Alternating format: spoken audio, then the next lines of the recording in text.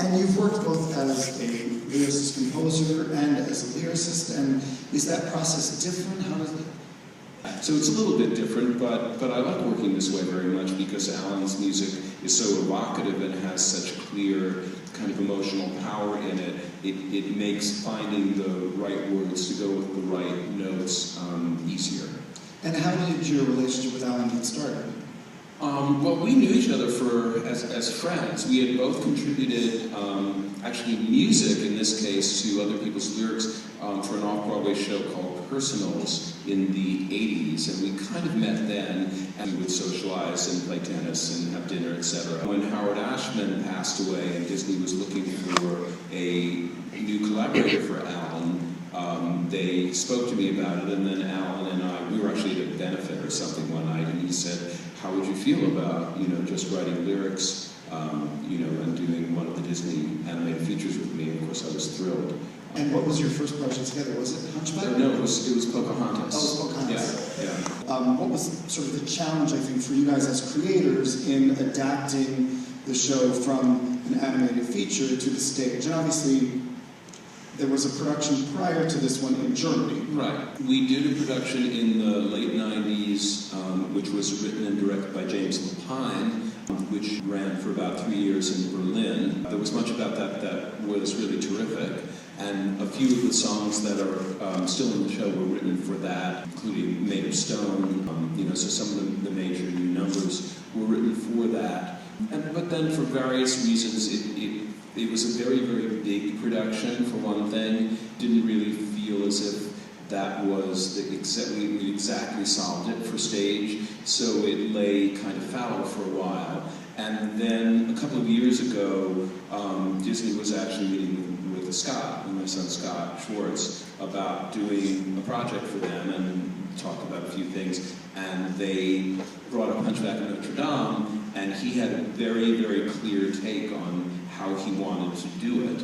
And there was a new book writer brought in, Peter. Right, yes, and at that point, because it was really a reconception, it seemed that it would be good to have a new book writer, and James Lapine extremely graciously said it was fine with him, and we could use any of his material that we wanted to, and actually there's a little bit of James still here, and he's a great fan of this production. Couldn't have been more complimentary, but yeah, we went to Peter Parnell. That was what Scott wanted to do here, really go back to the novel, use a lot of Hugo's language, be closer to the story in the novel, etc. And Peter just seemed an ideal choice for that.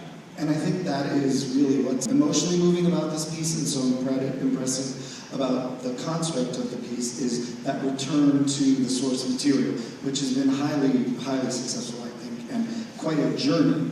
So we came to a workshop that was a little over a year ago in New York City. And yeah, well, the workshop was the first chance to look at this approach and see if we felt that it was actually going to work. And as you remember, it was very successful in the room, although it was in quite a fledgling state. But some of the staging that remains in the show was in the workshop, and that was where Scott and the costume designer Alejo Rieti created how they were going to do Quasimodo, putting on very, very simply, and working out the makeup, and some of the other what we call core theater staging was devised for that. And then at La Jolla, that was our first shot at this, and that went extremely well. But there were several things that we did between La Jolla and here that I think have greatly improved the show.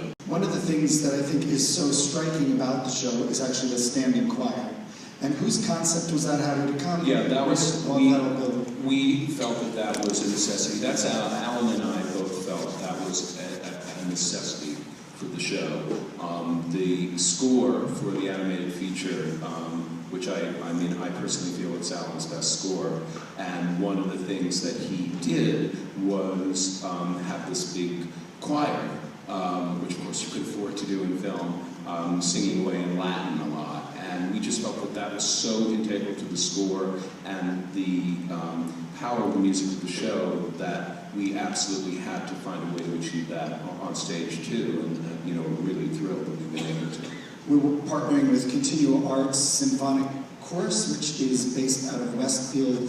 So we had to bring in a choir. We were talking just the other day that there's 32 people in the choir, 17 people in the cast, so there's 49 people on stage here at Great Mill.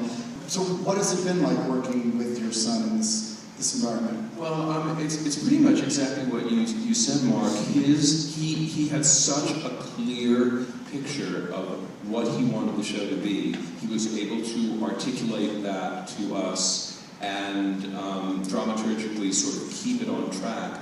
I mean, I'll reveal to you that the ending of the show, that last speech that Michael Arden does, a quotation from the book about finding the skeletons, that wasn't in the show until right before we went into tech. And Scott just, got in touch with the three authors and said, I have an idea for the ending. You'll think I'm crazy, so I'm just going to show it to you. Let me just do it and come into rehearsal, and I'll just show it to you. And he basically found, took that speech. Then Peter Burnell, of course, edited it down once we said, yeah, we'll do that. But it was things like that all along the way. You know, he just was really clear about how much he wanted to honor what Monsieur Hugo had written and how he wanted to tell it. And when you're working with somebody who's sort of overseeing the production, who is as clear as that, it makes the work easier to do because you're not second guessing yourself. But this just felt right. So, that's why God invented previews and Paper Mill generously. Collaborations, right? And Paper Mill generously provides previews, and we thought, well, we'll try it, and if we kill at the end of the show, then we'll take it out. But we felt artistically it was the right choice, and so we're very gratified that, if anything, it's enhanced the response. I agree, and I think the structure of this collaboration, however it came together, and so grateful it did, was smart as well, because there was a healthy run in the hall, and then there was a breathing time where the creators had time to look at the show, decide exactly what worked, where the question marks were, then go back into rehearsal, have another preview period here, and yeah, it was similar to the process that we did on Wicked, albeit less expensive.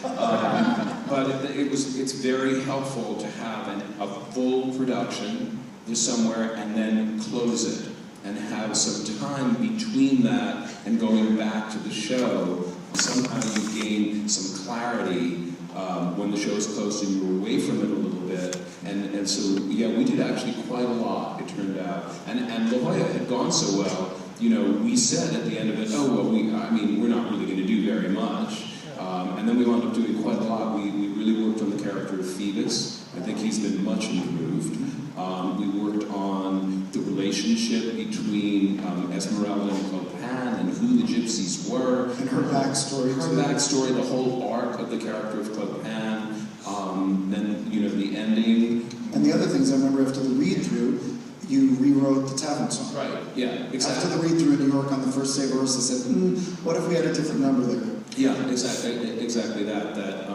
Now that we had gotten, the show's tone had gotten clearer, the Tavern song, which was a new song written for La Jolla and seemed to work okay there, but suddenly felt tonally not right. So yeah, Alan wrote the music in about 15 minutes. On the way to the airport, I remember you guys, they said we need to go write it right now, and they left into a small little studio, and they were there for about 20 minutes, came out with the song. So we came out with music. I like to think you came out with the song. That's the best. Well, first of all, we're really, I know no one believes us, everyone keeps asking us about it, we're really not talking about bringing it to New York. We're really trying to just open it here, have a run here, and my experience with shows is they sort of seek their own level, and what will be, will be. That being said, we are in a Broadway-sized house here, and I will, confess to you, admit to you that we did have concern after La Jolla about how the show would play in this size of a theater. Would it still maintain its intimacy and consequently its power? And we've been really delighted that we feel it has, and your comment speaks to that. So, this is as big a theater as most, certainly most Broadway houses and most theaters around the country. So, I feel we're doing